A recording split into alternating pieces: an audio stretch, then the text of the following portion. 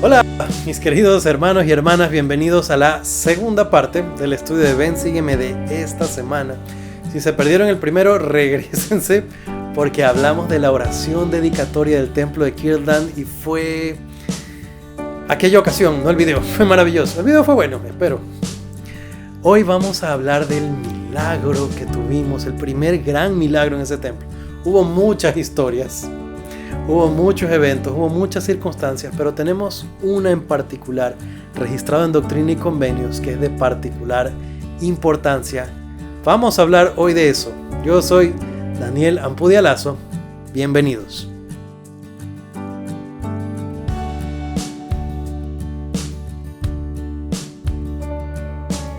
Muy bien, y continuamos con el tema de la semana. ¿Es tu casa lugar de tu santidad? No podemos decir ese nombre sin pensar en la placa que hay afuera de todo templo. Santidad al Señor, la casa del Señor.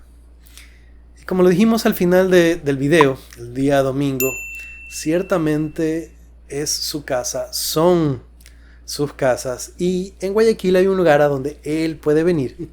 Espero que donde usted esté tenga un templo cerca de todo corazón. Y es el sentimiento que tienen nuestras autoridades generales. El presidente Hinckley, el presidente Monson y el presidente Nelson han trabajado durísimo, han trabajado muy fuertemente en acercar las bendiciones del templo a la mayor cantidad de los santos. Y es increíble la cantidad de templos que tenemos y cómo en cada conferencia se anuncian más.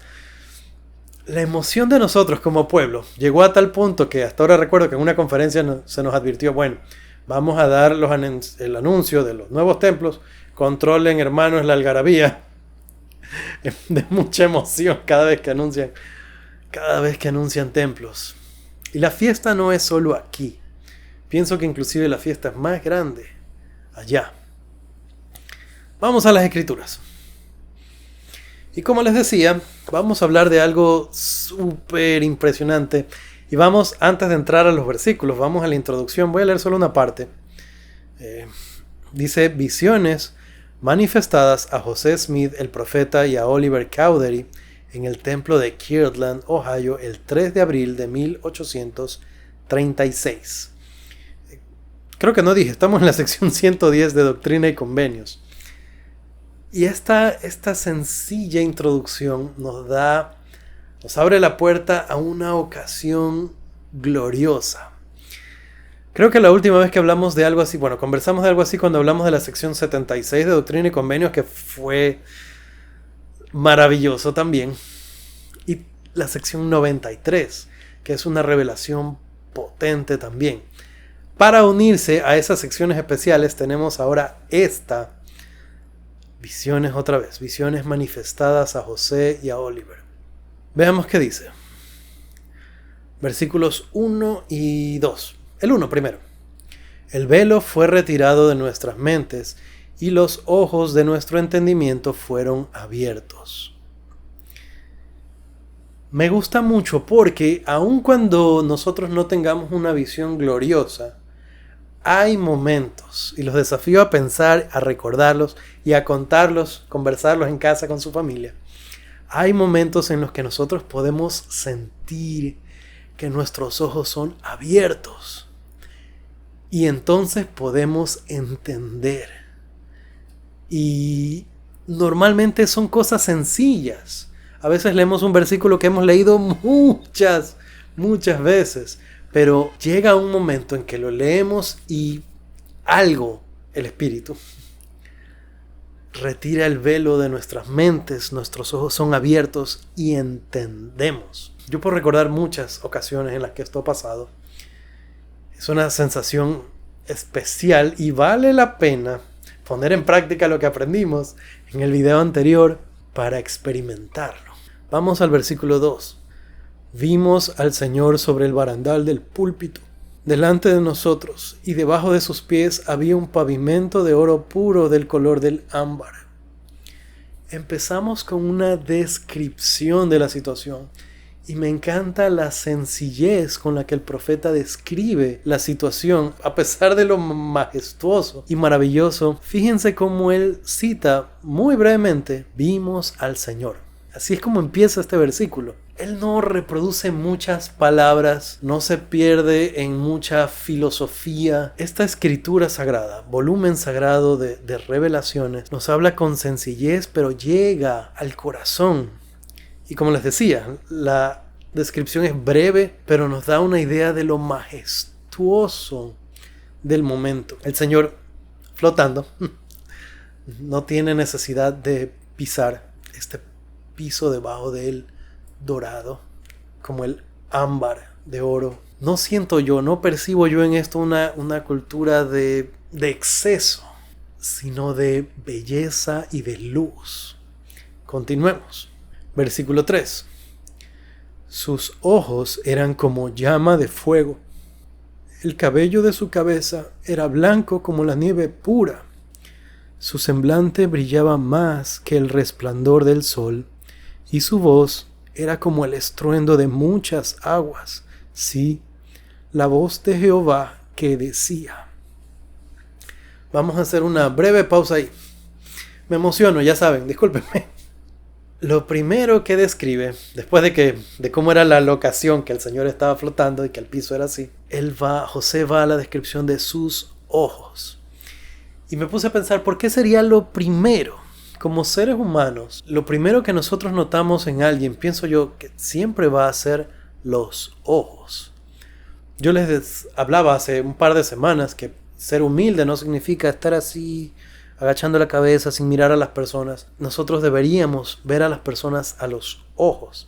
Tenemos escrituras que hablan de los ojos como las ventanas del alma. Y José, cuando describe a nuestro Señor, lo primero que habla es de sus ojos. Y los describe como llama de fuego.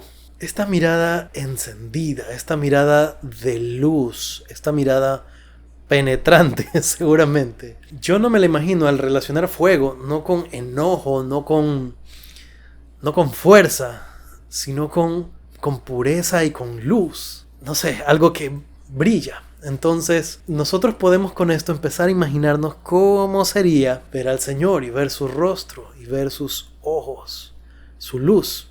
Continúa él con que su cabello era blanco como la nieve pura. Y esta descripción es particular porque él no dice solamente blanco como la nieve, sino blanco como nieve pura. Y me hizo pensar, porque a veces a uno le sale una cana y ya empieza a sentir vergüenza. Pero en las canas está la sabiduría. Y no le tengamos miedo a esta pureza. Pero la del Señor debería verse, me imagino yo, que no era simplemente como ver a alguien anciano.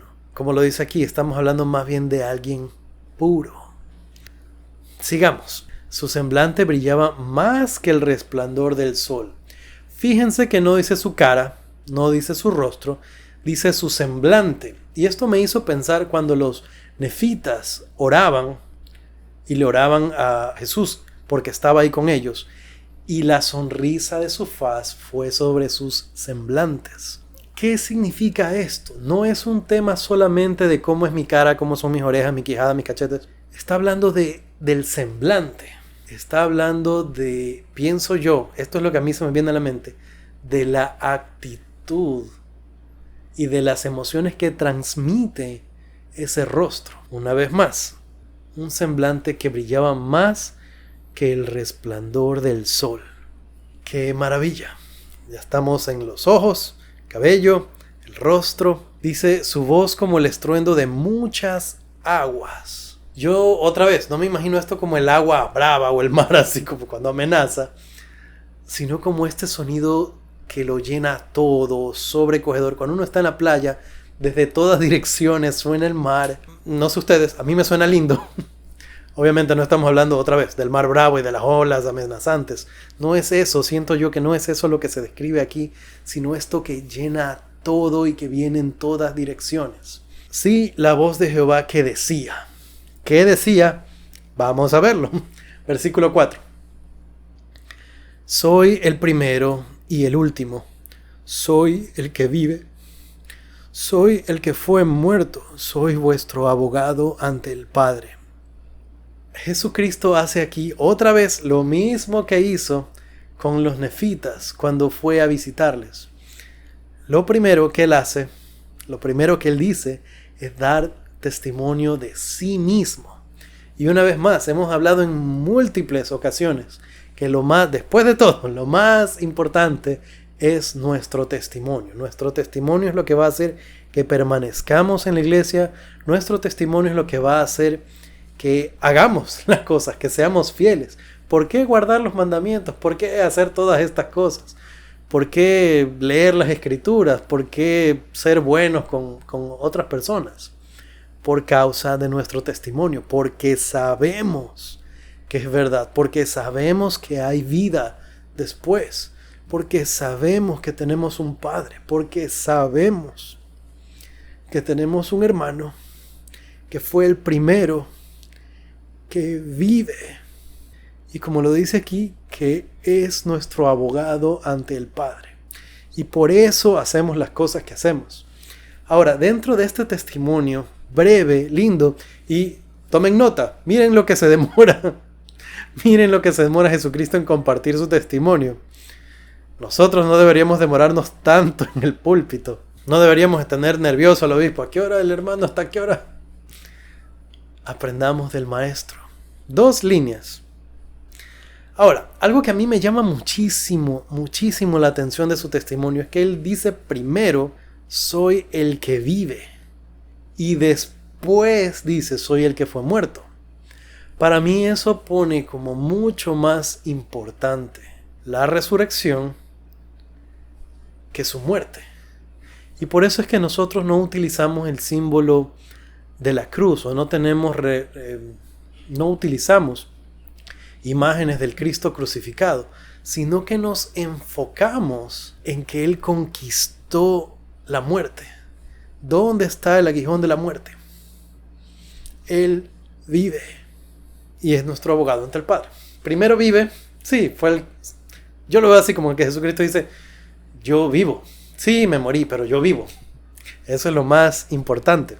Y es lo más importante, porque ese fue el momento de la conquista sobre la muerte y el pecado, que Él resucitó como primicias de los que durmieron.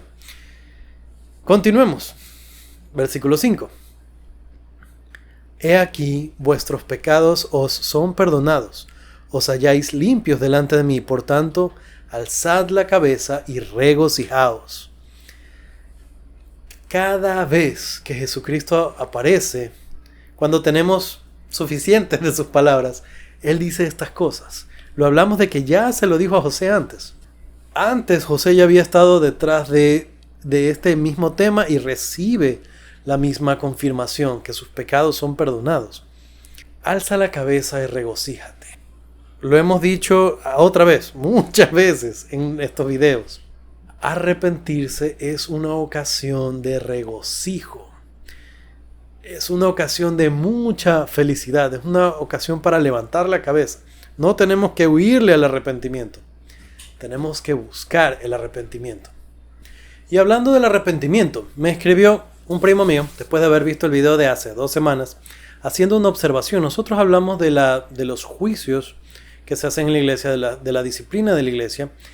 Y él enseguida que vio el video me contactó y me dio algo más de información. Yo estoy un poco atrasado con las cosas porque tengo tiempo fuera del sumo consejo, fuera del obispado. Y él me dijo que hay manuales que se han actualizado. Y me mandó esto que les quería compartir del manual de instrucciones que dice 3 propósitos de las restricciones o del retiro de la condición de miembro de la iglesia. Estamos hablando del arrepentimiento, ¿no? Número 1. Ayudar a proteger a otras personas. Número 2. Ayudar a una persona a acceder al poder redentor de Jesucristo mediante el arrepentimiento. 3. Proteger la integridad de la iglesia. Como se los había dicho, hablamos acerca de los juicios, que me dijo que ya no se llaman juicios, y me olvidé cómo se llaman. Pero hablamos de la disciplina de la iglesia hace 2 semanas.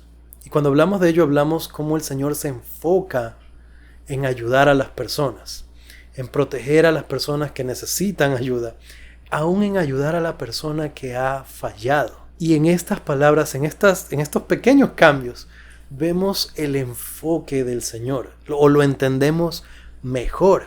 Gracias, Mau, por el dato. Entonces, la oportunidad de arrepentirse, como lo hablamos, que se da en la disciplina de la iglesia, es una oportunidad para levantar la cabeza y regocijarnos. Y cuando uno tiene la ocasión de asistir a uno en el que se levanta la sanción que tenga una persona o la restricción que tenga una persona, uno siente eso. Y es una ocasión de alegría, es para levantar la cabeza y regocijarse. Continuemos, versículos 6 y 7. Regocíjese el corazón de vuestros hermanos, así como el corazón de todo mi pueblo, que con su fuerza ha construido esta casa a mi nombre. Porque he aquí, he aceptado esta casa, y mi nombre estará aquí, y me manifestaré a mi pueblo en misericordia en esta casa. ¡Qué emoción! Después de todos los esfuerzos y los sacrificios que ellos habían hecho, después de tanto trabajo, sufrimiento, mientras los perseguían y los molestaban, mientras ellos estaban pobres y daban de lo que no tenían para la construcción del templo, después de que José ora y pide al Señor que acepte su casa, esto es lo que él recibe. He aquí, he aceptado esta casa. Y otra vez los invita a regocijarse su corazón.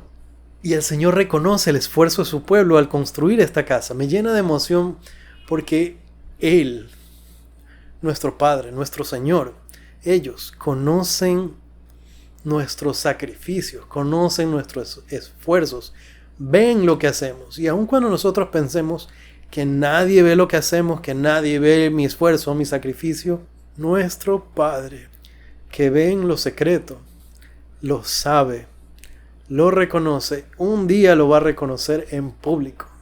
Nuestro Padre y nuestro hermano, aun si pensamos que nadie más lo sabe, ellos lo saben. Así que cualquier esfuerzo vale la pena. Ahora, fíjense en las promesas que Él da, porque no está hablando solo de José. Versículo 8. Sí, apareceré a mis siervos y les hablaré con mi propia voz. Si mi pueblo guarda mis mandamientos y no profana esta santa casa. Me llamó mucho la atención este versículo, me dejó pensando porque no es una persona, son muchísimas las personas que han tenido experiencias especiales dentro del templo. Ahora, no por ajustar nuestras expectativas, sino para incluir todas las cosas a las que se aplica esto. No es única y exclusivamente que Jesucristo tiene que aparecérseme en el templo para yo decir que hubo un milagro ahí. Pienso yo que muchos de nosotros hemos tenido experiencias en las que cuando se cierran nuestros ojos físicos, se abren los ojos de nuestro entendimiento. Pienso yo que muchas ocasiones cuando nosotros oramos en la casa del Señor, nuestros oídos son destapados, los oídos espirituales, y podemos percibir la eternidad con más facilidad y recibir instrucción, y se cumple. Hablaré con mi propia voz. Nosotros procuramos no contar experiencias sagradas innecesariamente. Nosotros no utilizamos tarimas para hacer un show con las experiencias que tenemos. Son sagradas, las cuidamos, son íntimas y somos particularmente cuidadosos con ellas. Pero pienso yo que muchos de nosotros podríamos fácilmente hablar de experiencias. Pensando, por ejemplo, en lo que hablamos en el video anterior, en la parte 1 de la dedicación del templo. Para las personas que han estado presentes, hay muchísimas cosas de las que podríamos hablar. Entonces tenemos realmente la capacidad para experimentar cosas, muchas cosas, cuando estemos en el templo. No solamente en la dedicación, y tal vez no todos lleguemos a tener una visión gloriosa como la que está hablando aquí José, pero sí experiencias sagradas. Estoy acordándome de algo en particular, de una historia de algún hermano que cuando nosotros no teníamos templo aquí en Ecuador y tocaba irse hasta Lima, Perú, para ir al templo, Recuerdo la experiencia de algún hermano que contaba que él fue al templo esperando ver a Dios. Y cuando recién entró, mencionaba que estaba así como... Pero en algún momento, yo no recuerdo bien cómo fue su historia, pero en algún momento entendió y se dio cuenta y reflexionó, dijo, yo sí vi a Dios. Lo vi en los rostros de los hermanos que estaban ahí adentro. Lo vi en los semblantes de los que lo recibieron, de los que lo saludaron, bienvenido hermano. De todos los que lo asistieron, hermano, tenga, aquí está su tarjeta. Hermano, ¿cuál es su nombre? Hermano, por aquí, por favor. Hay tantas experiencias maravillosas, pero tenemos que aprender también a valorarlas y a aprender a entonar nuestro espíritu para que podamos abrir los ojos de nuestro entendimiento y para que podamos escuchar su propia voz. Ahora, el versículo 9 dice: sí, el corazón de millares y decenas de millares se regocijará en gran manera como consecuencia de las bendiciones que han de ser derramadas y la investidura con que mis siervos han sido investidos en esta casa. Millares y decenas de millares. Obviamente no estamos hablando solamente de los que estamos de este lado del velo, está refiriéndose también a los otros. Y en esto podemos también hablar bastante acerca de que las cosas que hacemos en el templo y los milagros que se dan allí no son solo para nosotros. Avancemos un poco más. Versículo 11. Después de cerrarse esta visión, los cielos nuevamente nos fueron abiertos y se apareció Moisés ante nosotros. Y nos entregó las llaves del recogimiento de Israel de las 4 partes de la tierra y de la conducción de las 10 tribus desde el país del norte. Aquí se pone bueno porque no solamente ellos reciben una visión gloriosa, el testimonio de Jesucristo, esta visión maravillosa, sino que descienden ángeles a dar llaves. Aquí hay información útil que nos sirve y es bueno que en casa con nuestra familia notemos, ¿qué llaves se entregaron? ¿Para qué sirven estas llaves? ¿Quién entregó estas llaves? ¿Por qué él tenía estas llaves? ¿Por qué él las entrega? Son líderes de dispensaciones, pero hay cosas muy particulares y hacen especial a cada uno de ellos. Versículo 12. Después de esto apareció Elías y entregó la dispensación del evangelio de Abraham, diciendo que en nosotros y en nuestra descendencia serían bendecidas todas las generaciones después de nosotros. Moisés, Elías. 13. Concluida esta visión, se nos desplegó otra visión grande y gloriosa, porque Elías el profeta, que fue llevado al cielo sin gustar la muerte, se apareció ante nosotros y dijo, 14. He aquí, ha llegado plenamente el tiempo del cual se habló por boca de Malaquías, testificando que él, Elías el profeta, sería enviado antes que viniera el día grande y terrible del Señor. Todos creo yo que reconocemos muy bien esta escritura y de lo que está hablando. La obra del templo. Leamos el 15. Para hacer volver el corazón de los padres a los hijos y el de los hijos a los padres, para que el mundo entero no fuera herido con una maldición. Para mí este versículo se cumple de varias y diferentes maneras. Una, que es la obvia, que es de la obra vicaria. Algunos hermanos son mejores que otros para este asunto. Yo soy uno de esos de los que tiene que arrepentirse y entrarle más, trabajar más en aquello. Pero también yo encuentro en ello otros significados. Volver el corazón de los padres a los hijos. Nosotros estamos actualmente en una lucha generacional en la que vemos este cambio cultural fuerte, agresivo, en el que lamentablemente muchos de la nueva generación están yéndose en contra de las buenas costumbres, de las buenas cosas que había antes.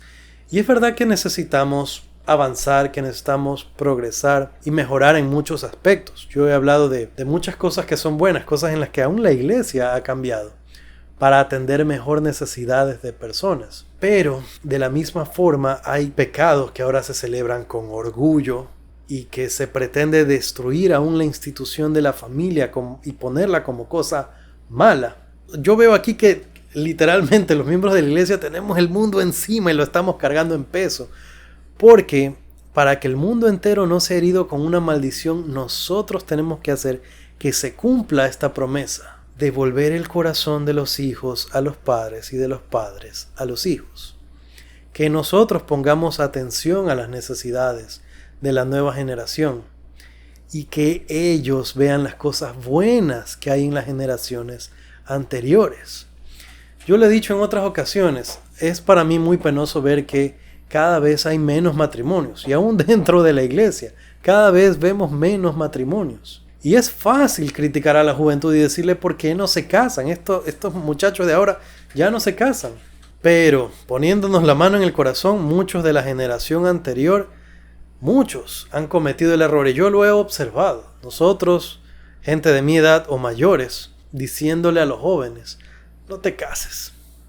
O dando malos ejemplos, mostrando malos matrimonios, mostrándonos amargados, mostrándonos con mala cara. Si nuestros jóvenes nos vieran a nosotros de la mano de nuestras esposas, siendo cariñosos, dándoles un besito de clase en clase, yendo a lanzar un besito, teniendo ese tipo de detalles, la juventud no tendría miedo al matrimonio. Si ellos no vieran tantos fracasos, tantos problemas, tantas peleas, ellos no tuvieran miedo al matrimonio y no estuvieran así, que no se casan.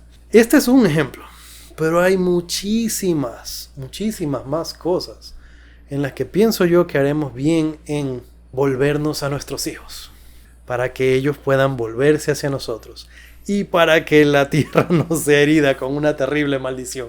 Y como les decía, obviamente esto habla primeramente de la obra del templo. Y tenemos la sagrada responsabilidad. Yo no hablo demasiado de eso porque tengo mucho de qué arrepentirme allí. Pero no podemos dejar de decir lo importante que es trabajar en ello. Muy bien, mis queridos hermanos y hermanas, hemos hablado de una visión gloriosa. Y me disculpo otra vez si me pongo muy emocionado con algunas de estas cosas. Nosotros tenemos la vía, tenemos las escrituras, tenemos las palabras de los profetas, tenemos una tierra llena de templos. Espero yo que haya uno cerca suyo. Este es un llamado de atención aún para mí, de visitar con mayor frecuencia los templos y de valorar las cosas que pasan y que se hacen ahí. Testifico que son la casa del Señor y que podemos sentir su presencia ahí. Muchas gracias, mis queridos hermanos. Conmigo será hasta la próxima. Chao.